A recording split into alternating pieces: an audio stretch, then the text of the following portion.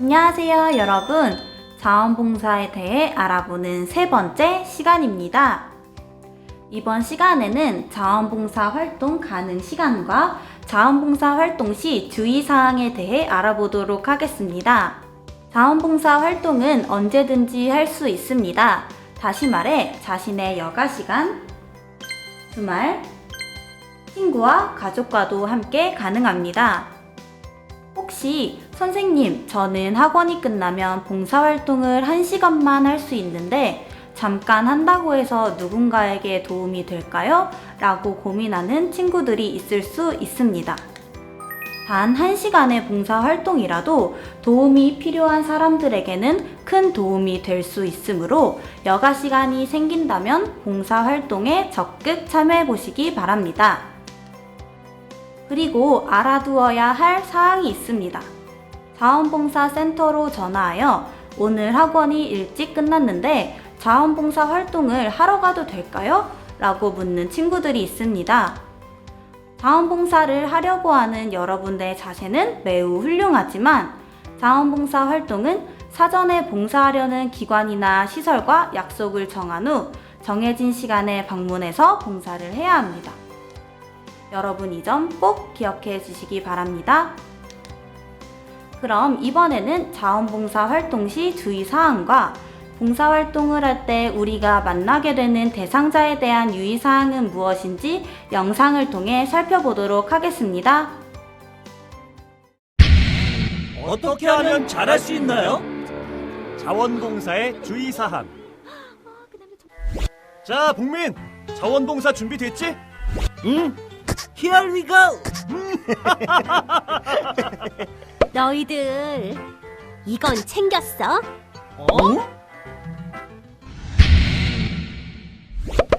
첫째, 자원봉사는 함께하는 활동임을 잊지 않는다.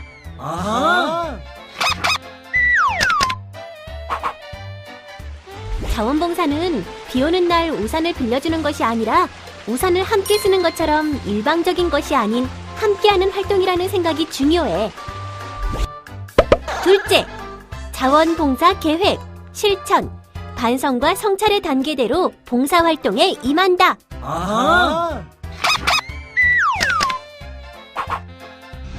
내가 할 수 있는 일들로 계획했는지, 계획한 대로 활동하고 있는지, 부족한 점은 무엇인지 자원봉사 다이어리를 만들어 작성해 본다면 봉사활동을 더 잘할 수 있겠지?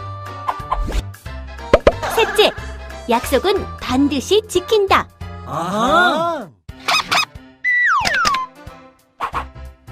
지키기 어려운 약속은 하지 않기.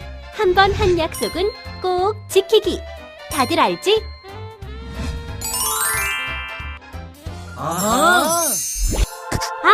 그리고 도움을 필요로 하는 사람들을 만났을 때 주의사항이 몇 가지 있어.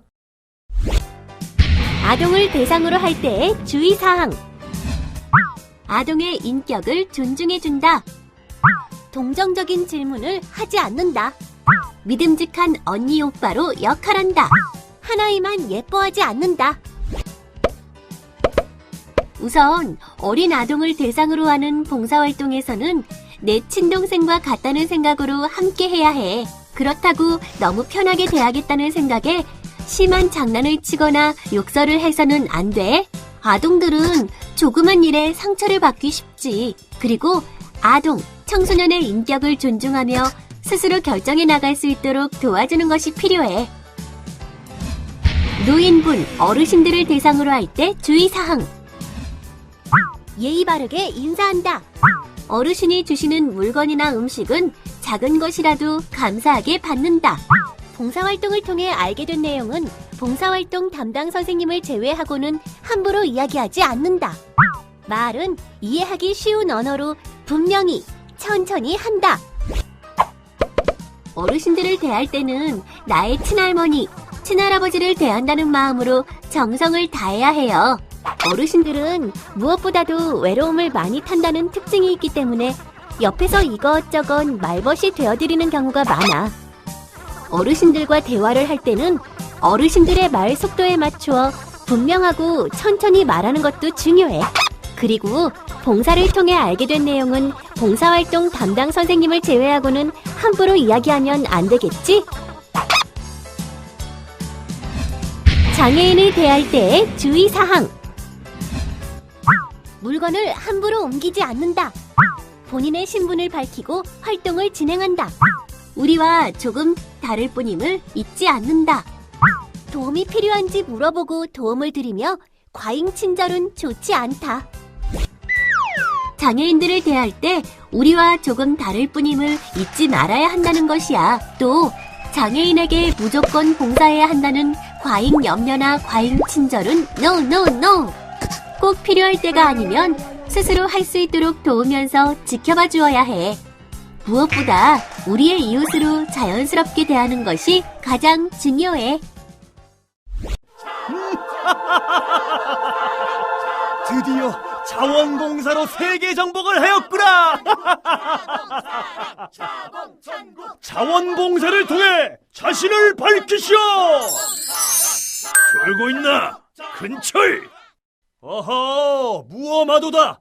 자봉신 앞에서 자원봉사에 대해 다 알았으면 뭐가 더 중요하다?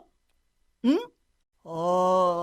그러니까 지속적으로 실천!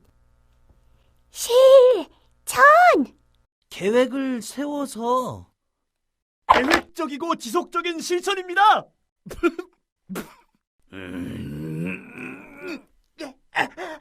근처에 주위를 둘러보면 우리의 도움이 필요한 곳이 참 많다는 것. 자원봉사는 시간을 채우기 위해서 하는 것이 아니라는 것. 내가 하는 봉사활동으로 행복해하는 이웃이 있다는 것 잊지 말고 모두가 행복한 세상을 위해서 그저라 가라. 네, 봉사 다녀오겠습니다.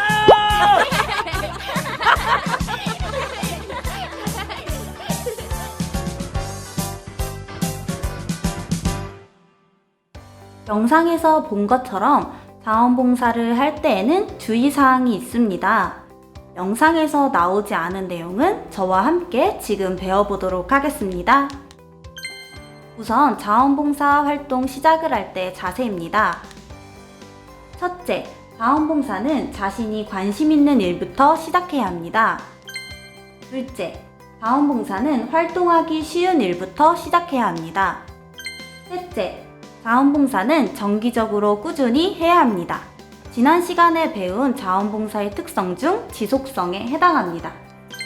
넷째, 겸손한 태도와 감사하는 마음을 가져야 합니다. 마지막으로 다섯째, 자원봉사 활동 중에 알게 된 비밀은 반드시 지켜야 합니다.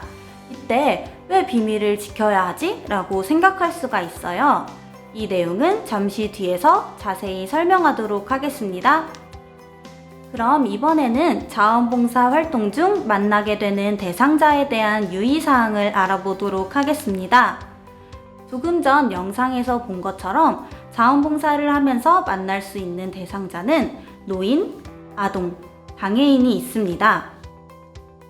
먼저 어르신을 대상으로 자원봉사를 할 때 유의사항에 대해 알아보도록 하겠습니다. 어르신을 만날 때는 나의 할머니, 할아버지를 대한다는 마음으로 정성을 다해야 합니다. 또한 영상에서 본 것처럼 어르신들은 노화로 인해 귀가 어두워지시기 때문에 큰 소리로 또박또박 말해야 합니다. 그리고 자원봉사 활동 시 어르신들에게 들은 내용은 비밀 보장해야 한다는 것을 기억하고 있나요? 어르신들은 여러분보다 많은 세월을 살아오셨고 그동안 우리보다 더 많은 일들을 겪으셨습니다. 어르신들이 여러분들을 믿고 어렵게 자신의 이야기를 나누었는데 그 이야기들을 다른 사람에게 전한다면 어르신의 기분이 어떨까요? 만약 여러분들의 친구가 나의 비밀을 다른 친구에게 전한다면 속상하고 상처받는 것처럼 어르신들도 많이 속상하고 상처를 받게 될 것입니다. 그렇기 때문에 자원봉사 활동 중 알게 된 이야기는 꼭 비밀로 지켜주세요. 마지막으로 어르신과 대화할 때에는 올바른 언어를 사용해야 합니다. 요즘 학생들이 사용하는 줄임말을 사용하면 어르신들이 알아들을 수 없기 때문입니다. 예를 들어 아바라, 별다줄과 같은 줄임말을 사용하여 이야기한다면 어르신들이 알아듣기에는 어렵겠죠? 또 봉사활동 중에 봉사활동을 하지 않고 친구들끼리 대화하는 경우가 많은데요. 친구와 장난을 치거나 잡담을 하면 안 됩니다. 친구와 대화할 경우에도 올바른 언어를 사용해야 합니다. 아동을 대상으로 자원봉사를 할 때에는 아동들의 언니나 오빠, 누나와 형이 되어 돌봐주어야 합니다. 아이들은 쉽게 말을 배우고 상처받을 수 있기 때문에 욕설이나 심한 장난은 하지 말아야 합니다. 특히 자원봉사 활동 중에 자주 생기는 일인데요. 아동들과 친해졌다고 해서 지키지 못할 약속을 쉽게 하는 경우가 많습니다. 지킬 수 없는 약속은 하지 않아야 합니다. 만약 아동들과 약속을 하였다면 반드시 지켜주세요. 마지막으로 아동시설이나 기관에 방문하여 한 아이만 예뻐하는 행동은 다른 아이들이 상처받을 수 있으니 모든 아이들에게 똑같이 대해주어야 합니다. 장애인을 대상으로 자원봉사를 할 때에는 모든 사람들이 평등하듯 장애인을 차별하지 말고 동등하게 대해야 합니다. 장애를 가졌다는 특수한 제한점을 제외하고는 다른 사람들과 똑같기 때문입니다. 또한 장애인에게는 과잉 친절과 과잉 염려는 하지 않아야 합니다. 친절과 염려는 좋은 것이 아닌가 하고 생각할 수 있지만 때로는 친절과 염려가 불편해질 수도 있습니다. 여러분들의 이해를 돕기 위해서 짧은 영상 하나 보도록 하겠습니다.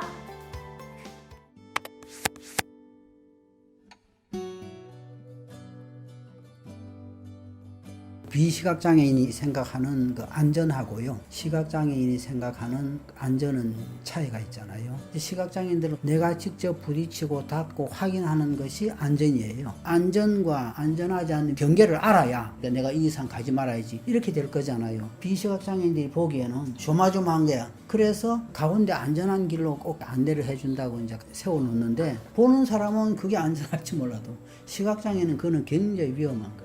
시각장애인들은 자기 어깨 방향이 틀어지면 다음 진로 방향에 혼란이 생긴다고. 그래서 이제 뭐가 필요한지, 어떻게 도와주면 되는지를 물어서 그 처지에 맞게 도와주면 된다. 돌출 간판하고 자기 집 앞에 주차하지 말라고 화부부터 시작해서 뭐 물통 별의별 걸 다 내놔요. 정말 위험하거든요. 그런 것도 하나의 큰 배려인 것 같아요. 앉아서 시간을 보낼 때가 많아서 일어나면 무조건 걸어야 되겠다는 생각을 되게 많이 해요. 그래서 이제 출근을 하거나 어디 가게 되면은 계단으로 다니는데 꼭 그럴 때 하루에 2분 이상 거기가 길이 아니라고 계속 저한테 그러시면서 에스컬레이터로 가야지, 아니면 엘리베이터로 가야지 왜 거기로 가냐고 옷을 막 잡아당기시면서 말리시는 분들이 있고요. 안내를 해달라고 하면은 지팡이 끝으로 바닥을 느껴야 되는데 안내를 해주시겠다고 그 지팡이를 번쩍 들어서 이제 안내를 해주시는 분이 있으세요. 그러면은 그렇게 하시면 안 돼요 라고 얘기를 하는데 제가 안내를 해야 되니까 잠깐만요 이러면서 계속 들고 가시는데, 귀 기울여서 뭐가 필요한지 다 들은 다음에 좀 도와주셨으면 좋겠어요. 제가 주로 이제 택시나 버스를 많이 타고 다니는데 택시 기사님들이 타서 내릴 때까지 뭐라고 물어보냐면 요즘같이 좋은 세상에 왜 눈을 감고 다녀? 이거를 대부분 10명 중에 9명은 물어봐요. 못 고치니까 그렇죠. 뭐 이렇게 얘기하면 요즘같이 좋은 세상에 왜 못 고치냐? 뭐 하고 사냐? 나라에서 돈은 주냐? 그러면 이제 어떨 때는 그러게요. 그러고 좋게 얘기할 때도 있지만 화가 머리끝까지 나서 내리고 싶은데 내릴 자유도 없잖아요. 우리는. 내리면 또 다른 택시를 어디서 탈 거야? 꾹꾹 참고 가면 왜 내가 안 보이는데 이런 고통을 받아야 되나 막 이런 생각을 할 때도 있어요. 그래서 기사님들 그런 거 안 물어봐 주셨으면 좋겠어요. 영상처럼 나는 누군가를 도와주려고 한 행동이 상대방에게는 두려움과 공포로 느낄 수 있다는 것을 잘 보았나요? 누군가를 도와주기 전에는 상대방에게 도와드릴까요? 라고 물어보고 동의를 구한 후 도움을 주는 것이 가장 좋은 방법입니다. 마지막으로 장애인을 대할 때 알아야 할 6가지에 대해서 알아보도록 하겠습니다. 첫째, 장애를 가진 사람도 똑같은 인간이라는 것을 기억하라. 둘째, 장애를 가졌다는 특수한 제한점을 제외하고는 다른 사람들과 똑같다. 셋째, 장애가 있거나 없거나 서로 도와 생활하는 것은 당연한 일이다. 넷째, 장애인을 만날 때에는 자연스럽게 대하고 오직 그의 요구가 있을 시에만 도와주라. 다섯째, 지체 장애인들도 넘어졌을 때 스스로 일어나고 싶어 한다. 여섯째, 독자적으로 행동하는 것은 친절이 아닌 쓸데없는 참견이다. 이렇게 장애인을 대할 때 가장 중요한 것은 사람으로 대하기라는 것을 꼭 기억해 주세요. 이번 시간에는 자원봉사를 언제 해야 하는지, 자원봉사는 어떤 자세로 해야 하는지, 대상자별 유의사항은 무엇인지에 대해 알아보았습니다. 오늘도 다 같이 체크 포인트로 마무리해 볼까요? 첫 번째, 자원봉사는 친구와 함께 활동하는 것이 가능하다.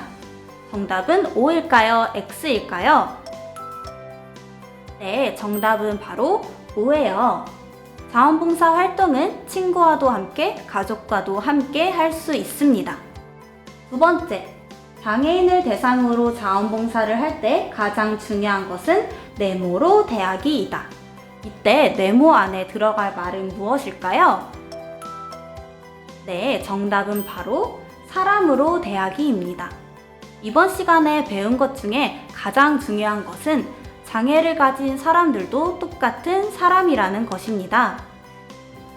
자원봉사 활동을 열심히 하는 친구들에게 꿀팁을 알려주도록 하겠습니다.